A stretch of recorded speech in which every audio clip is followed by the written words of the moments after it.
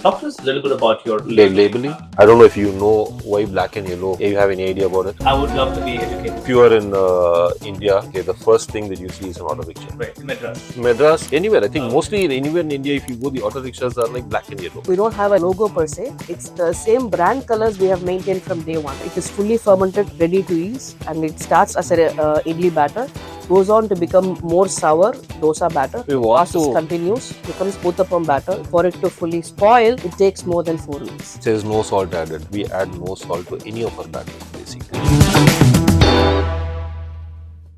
Hi Ishwar, hi Shweta. Welcome to How We Started. Very happy having you with us. Thank you so Praveen, much. thank you so much. Okay, so we are with a energetic couple, Ishwar and Shweta from the Madras Batter House. We want to start you by asking, how did it all start? Like, where was that starting point, and when did you decide in your point of career that you want to start the Madras Batter House? So I think the first step was moving to Canada. We came with a family PR in 2018. And as with any move, anybody coming to Canada, it's starting from ground zero. So we were both coming here with 15 plus years of experience in HR, and we were looking out for jobs in our respective roles within the HR. We did manage to land that also, but that mentality that we are starting from zero Canadian experience stayed with us. And he got his first job in Tim Hortons parent holding company, and I landed a job with the Samsung in the HR front. And while that was going on, we were blessed with that baby girl. And that happened in 2020. So the start of the pandemic. And we had our his parents here to support us with it. In one of those evening random tea time discussions, the Madras Batter House was born. Okay. Because good batter, reliable batter was hard to come by. And we were all talking like how Canada is a more entrepreneurial, owning your own business kind of a economy. And that, and the fact that, we were the starting point of establishing ourselves in Canada was a point that came to a juncture. Why not do this as a business? Why not take good quality batters, which will serve, a reminder for everybody. It'll remind their palate of what they have been missing, the slice back home, and with the same authenticity and traditional values to their doorstep. So then, with the conversation we developed, let's deliver it. Let's not just make the batter. Let's also deliver it, because it's pandemic. We cannot ask them to come and take it from us, nor can we go to a grocery store. Nobody is going to the grocery store at their convenience. So these three factors came together and we said, let's do it. The final factor was I was on my maternity leave. So I said, I will also jump on the bandwagon, because he was already. I always wanted to do business, actually. Okay. So it didn't matter what business, but I always wanted to do business. I had no idea that I was going to start the Madras Batter House, something into food business, because I come with a lot of experience in HR. So I might have, come up with, HR consultancy or something like that. But COVID paved the way, actually, because at COVID, all the shops closed, every company closed down.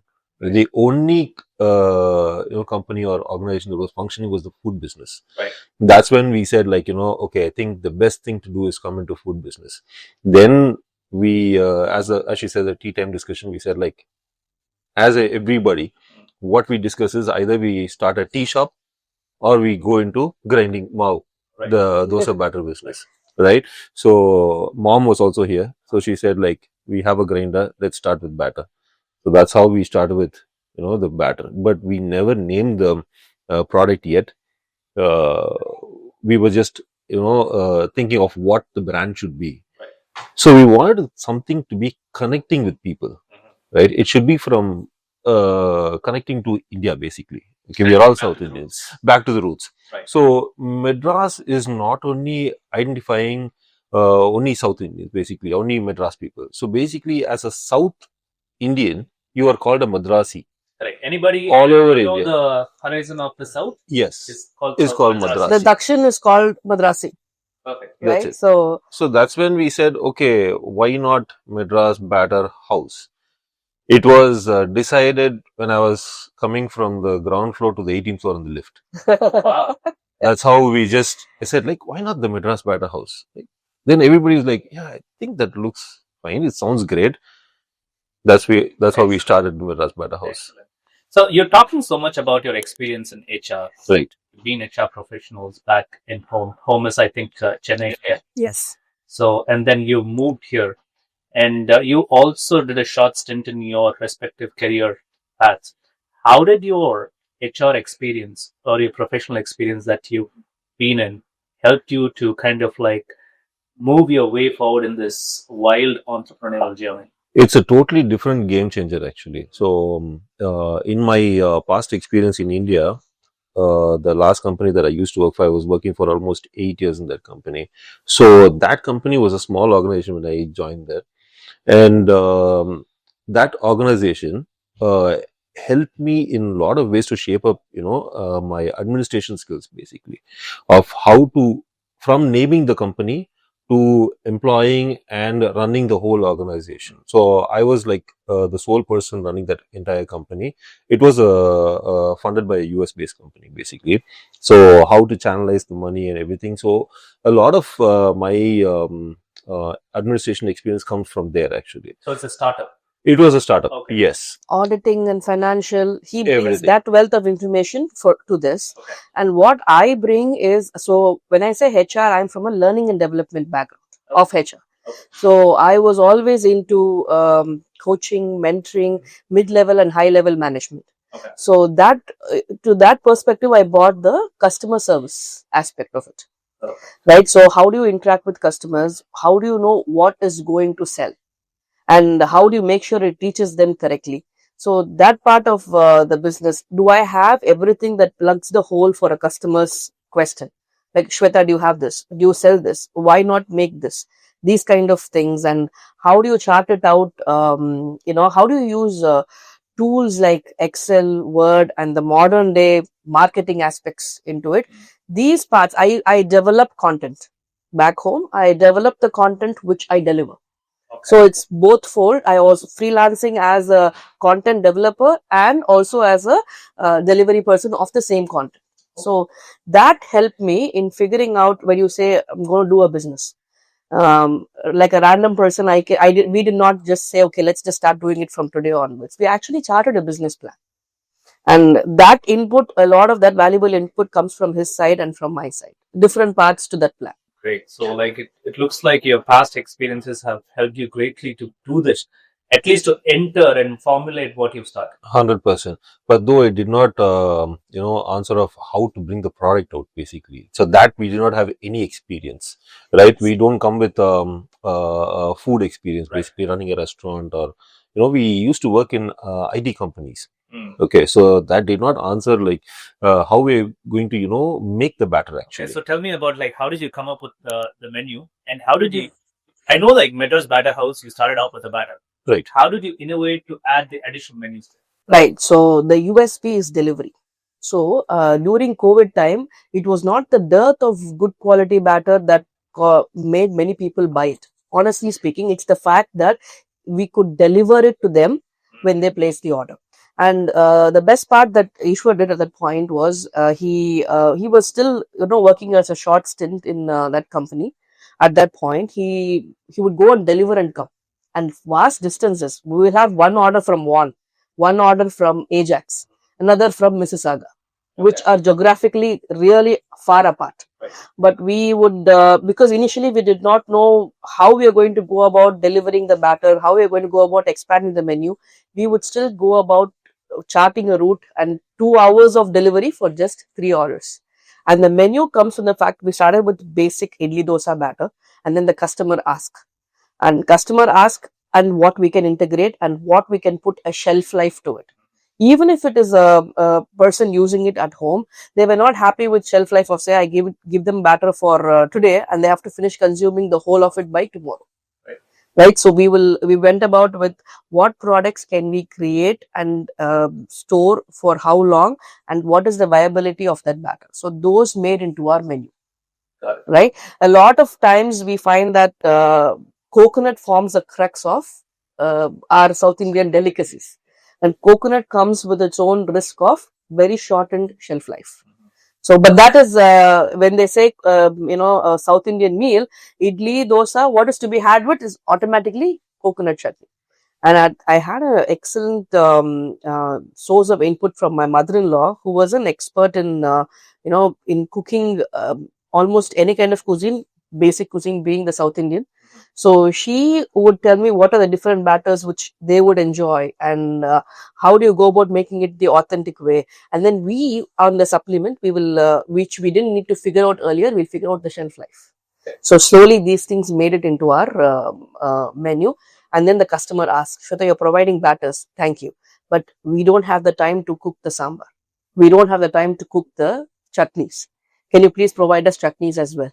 And then some North Indian customers who do not have idli pots as a, a staple in their homes, they were like, we can't make idlis with it. Can you please provide idlis? So that's a very interesting point that you made.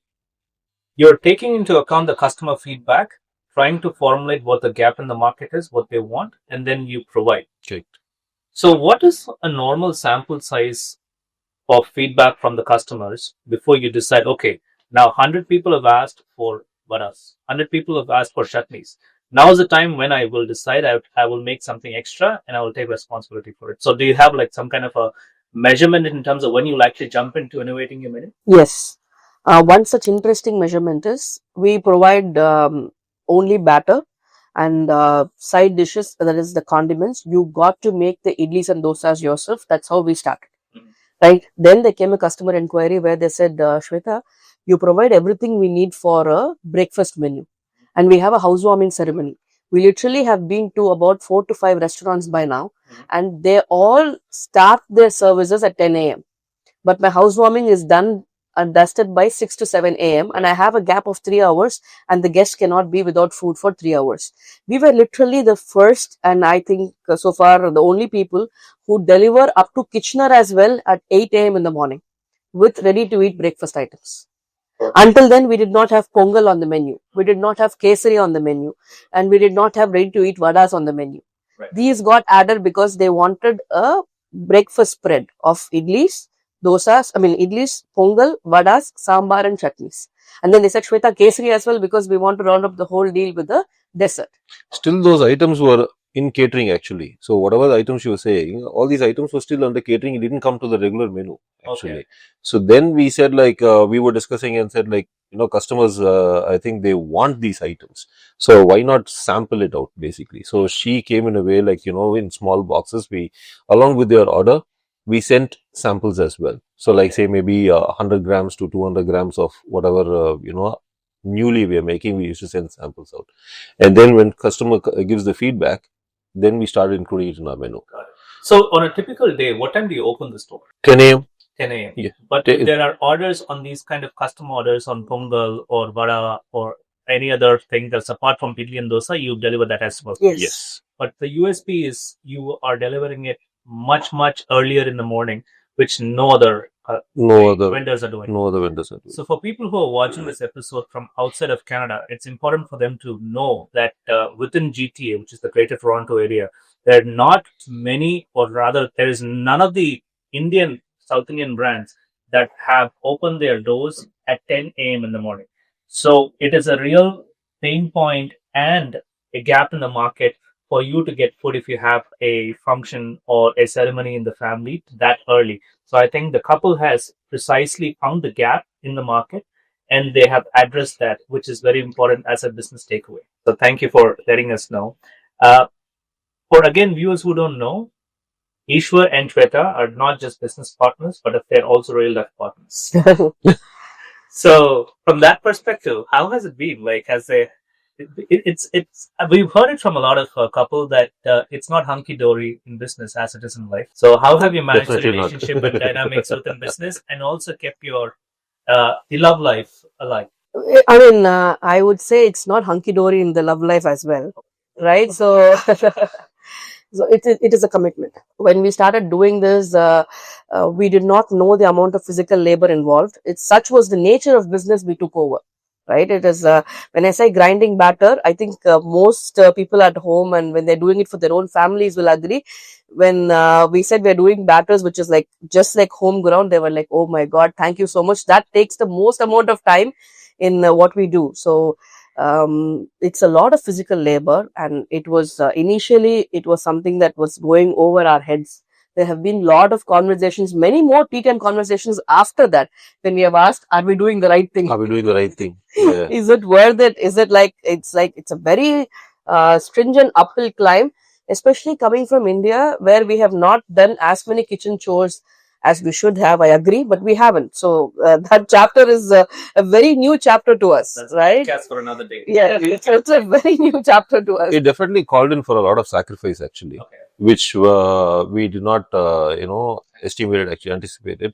A lot of sacrifice of the time, not only our time, but our children time as well. So at that time, we had only one, one son, and his time was compromised a lot. So definitely because of that, there are a lot of times that we came to a point like, are we doing the right thing, or are By we, him especially. uh, See, our daughter was too young to realize that, and she was just a year and a half to realize that.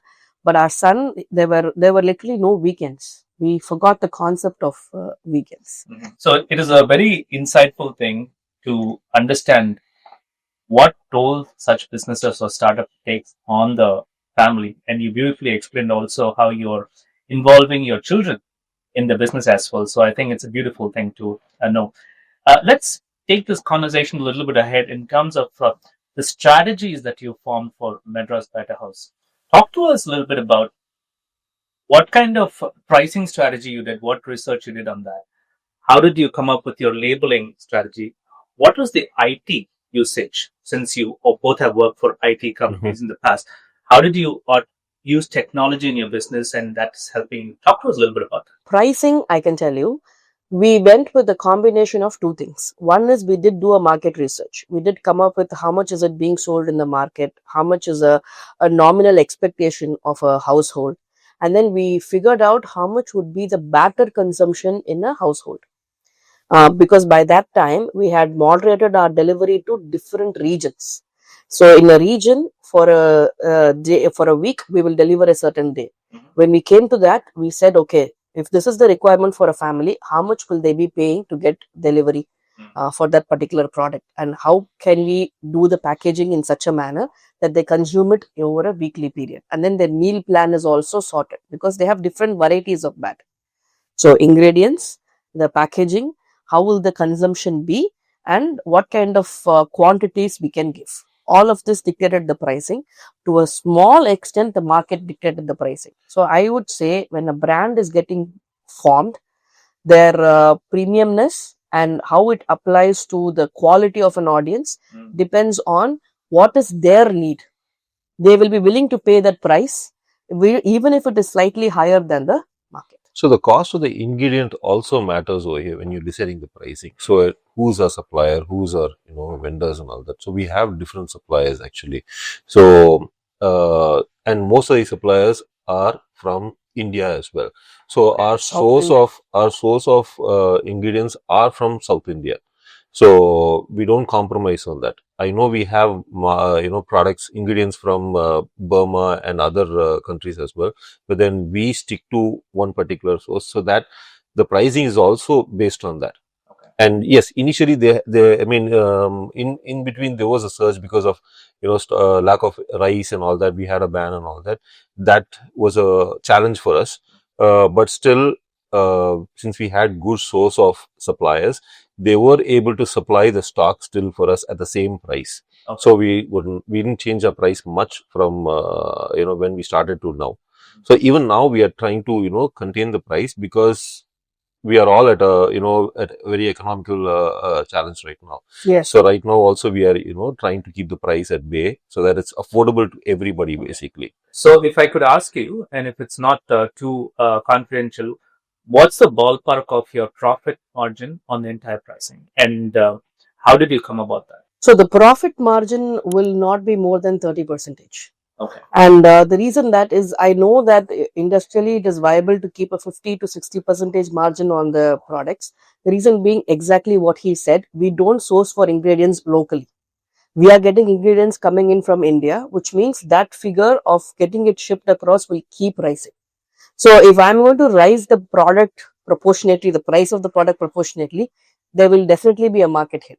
And especially when we've moved to the stage of displaying our products in grocery stores, it is a direct competition where I cannot afford to have more than a dollar or more of a difference between likely products. Right. So for a customer to pick it up, pricing is still the number one reason while they will choose one brand over the other.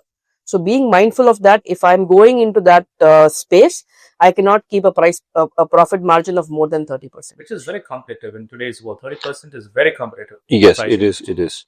And I think till now our customers are pretty happy about the pricing, so that we have not, increased it much, even though there is a surge in the ingredients, but still we are able to serve all of them at the same level actually. Just going through our reviews, you can see most people say that one point. Mhm. For what you pay, what you get is like unmatchable. So that is the kind of thing that we feel will bring in for our customers, because our business is dependent on loyalty. Right. Customers keep buying from us every week. This is not a random customer that I can go to a different coffee shop every time. These are customers who come back every week and have been with us that way for the last 3 to 4 years. And talk to us a little bit about your Labeling. Yeah. So the labeling was something that, again, I mean, for like every business, we want, something like a color code and all that. Um, so we brought black and mustard yellow into our picture. Uh, I don't know if you know why black and yellow. Do you have any idea about it? I would love to be educated. Okay. So if you are in India, okay, the first thing that you see is an auto rickshaw. Okay. Makes Okay, sense. the auto rickshaw is black and yellow. Okay, so the first thing that comes to your mind in India is autos. Right. In Madras. Madras, anywhere. I think Oh. mostly anywhere in India, if you go, the auto rickshaws are like black and yellow, Okay. either fully yellow or black and yellow. So black and yellow is like a kind of thing that attracts Chennai, India, Madras, Tamil Nadu, anywhere. So we decided something that we should go, with black and yellow color. And we came up with the letters and all that. She designed it completely. We don't have a logo per se. It's the same brand colors we have maintained from day one. And so that is a mustard yellow, and that's black with the lettering And being in we've white. also specified the Canadian flag over here. So, which means it's made in Canada. Okay. It's not imported from anywhere. It's It's locally made right made. here. So, we also have been registered in Ontario made label, Products. basically products. So, soon we will be including that into our label as well. So, it's locally made. Basically. And it has a shelf life of 2 weeks. Okay. So that is another important part of idli dosa batter. It procedurally moves on from a regular idli batter. It is fully fermented, ready to eat, and it starts as a idli batter, goes on to become more sour dosa batter. We want Process to- continues, becomes uttapam batter. Sorry. For it to fully spoil, it takes more than 4 weeks. Okay. And so that is why we give the shelf life as 2 weeks, and it is not a shelf life which is like forever. Right. And it is made locally here in Canada, made and delivered fresh daily. Okay, that's great. And also, you talked about how you have, based on the number of orders that you get, do the routing. How have you incorporated technology in those areas? How have you incorporated technology in your scaling in the next 5 years? Tell us about a little bit of tools that you have in mind or already using. So, how we started is initially we started taking orders on Facebook Marketplace, yes, Marketplace, and then we moved on to WhatsApp. So we used to get orders on WhatsApp, and then we used to write down those orders Put them all on Excel. on paper first of all, First of all, Okay. and then we moved to Excel. It was getting initially like 5-10 orders was like okay, we could manage on paper. Then it was getting too much. Then we shifted to Excel, and then we were still continuing on WhatsApp. Then one of our customers, relative, somebody they referred us, and they said that they have an app who they could help us because of the number of orders that we are getting. We were scrambling everywhere, and the payments were not coming in properly because we were handling Not everything on track it WhatsApp. properly, Okay. right? Were you So doing interacts? So Yes. mostly Okay. interacts. So then we came up with this app which had a Okay. payment gateway as well. So the customers who had to pre-order everything and they got a that prepay. was a game changer. That They was a big pre-ordered. game changer. Okay. And what app, if you could It's disclose? called Tick TickMe. Me. Tick Me. Yeah, it's And- it's an Andhra-based product actually. Okay. We have a local team over here. Okay. They have a team in Hyderabad as well. So they take care entire of the menu and how it should look and everything. It's an online ordering portal. Got it. Online ordering portal. So if you Google the Madras Batter House and click website, you'll be able to see All the menu all items menu there. items. We offer about 15 varieties of batter, Okay. and we offer sambar, chutney. We even give you the potato masala. You can make masala dosas at home with it. Okay. And we have pongal. We offer beetroot idlis and regular idlis, and we also offer kesari, and we also supply homemade ghee, which is, as I was telling you earlier, an answer to customer requests. That I have, a small child at home. I want to give him her ghee. Please make ghee, which we will do at home. So that's also something we added to our menu. This online orders help reach customers all over GTA, but locally to our shop, we have customers. So around us, like say 12 kilometers in the radius, we have Uber and DoorDash registered as well. Okay. So we are the first vendors to supply batter on Uber and DoorDash. Okay. So nobody else has batter on Uber and DoorDash. So we are the first ones to serve batter on Uber and DoorDash, and we've been serving for the past, I think, 1.5 years almost. And it reaches a lot of customers locally, well, around 12-kilometer radius. And we also include a payment gateway, Clover, I think so, recently in the shop. So we take payments from there as well. So that's how we include tech. And he has a separate routing app for every day of the different days which we deliver to different regions. Okay. We have a routing app which helps us chart the route for that particular day's customers, and he shares it with our delivery people, Okay. and then they go and deliver. Delivery is always between 4 to 9 p.m. in the evening. So you have a fleet of delivery people that Yes. goes and delivers. Yes. And what kind of app do you use? I use something called as Optimo Route. Okay. Okay, so that helps us chart the route completely for the drivers. So they also have the driver end of the route, and it has the customer's name, address, and phone number as well. So the driver will be able to communicate to the customer as well. And also, I am able to see where the driver is, and suppose a customer is saying like, where is the driver? I need it in this time. So I will be able to see, like, the driver will be there in like maybe 5-10 minutes. Okay. So I can see where they are. So this Optimo route helped me a lot in like last 3 years, I guess. So we've been using it for 3 years right now, and it helped me a lot in managing the fleet actually. So I've tried other apps, but again, I've come back to Optimo route. This is somewhat worked very well for us. Excellent. Excellent. And for somebody that's starting up such a business or a full business on delivery, do you suggest they go on this app from the beginning, or is there a threshold of number of orders at which point they should take up this $250 a month? Yes. So initially, I think it's good to go if you're having only 10 orders or something. It's good to go with just Google. That's more than enough. But then once you cross the 10 orders threshold, okay, then you can't do it through Google. You cannot 10 do orders it. per day, you say? Yes, Yeah. 10 orders per day. Okay. So once you cross that, if you have to deliver like say 15 orders in a day, then I would suggest you to shift to a local app. So Optimo Route or any other. There is something called as Road Warrior. I use Road Warrior as well for another route. So there are different apps. It's better to use a delivery app than Just- googling the addresses. Okay, so those are like super interesting facts. I'm like amazed and excited to see where you've grown from. But what is the future for you? What is your dream or vision for the next 3 or 5 years? Right. So we are at the point where our customers know us, the crowd, the community that they have by word of mouth spread the word know us, right? Yeah. The thing about a business which you start as a partnership entrepreneurial business is you are everything. You are the person who makes the product, you're the person who markets the product, you're the person who does the damage control, risk assessment, everything. Right? I think we're at a juncture where we want to do more marketing for our products. So more of the crowd that right now does not know the Madras Batter House as an option for their batters for home should know about us. So that is the roots that we have been putting so far. We are glad to know that it has taken shape. People are coming to buy. But like I said, we have a lot of loyal customers. Without losing those loyal customers, we want to add to that bucket. We want more and more people to come to know about the Madras Batter House and take it forward from there. We want our presence more in, a grocery shop right next to them. They should come and buy from us, yes. But the success of a brand is when it is available to them locally as well as when they can purchase it from us. So we are we want serving restaurants as well. So we are helping them with batters as well. So our focus is more towards a lot of restaurants. So we encourage a lot of restaurants to come and buy from us, where it will help them cut their cost.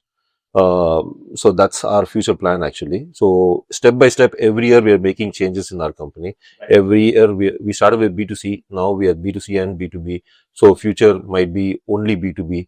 But as Shweta and me are discussing, we don't want to lose B2C as well, because we love our customers and we want to give them the best actually. So we want to continue with B2C. That might be one part, but the future will be a lot of B2B actually. Okay, excellent. No, that's really good. Let's now move to the more fun part of the Oh, okay. interview, and this is going to be a rapid fire round. Can we do it then? Who's the cleaner? Again, me. Yes. At home and in the restaurant. At home and Yeah. in the restaurant as well. Okay, thank you for being honest. Who's more messy? Definitely. Definitely, the cleaner would say the person who's the reason they're cleaning is the one who's most messy. Okay, so you give him flowers. Yeah. I would say please don't cook anymore. Yeah. Maybe the wrong question could be the right question. Who's the lazy one? Oh, I'm the lazy one. I wouldn't say neither of us actually. I'm lazier than him. I will put it that way. Okay. Relatively, Okay. yes. Okay. Who's more creative? She's always more creative actually. Yes. Laid back, lazy, creative. Who's the person behind the doors and who's in front of the door? Both of us at I different am junctures. mostly behind the door. He prefers to be, Yeah. though I don't let him do that job because he is actually surprisingly more better at it than I am in most instances. Okay. And who's the people's person? Uh, I'm the people's person. I'm also a people's person. I'm a HR. Okay. Sure. I had to say it before he could. Who's the planner? She's the planner. Yes. Who executes? He executes. I it. will execute. He executes it much better than I would.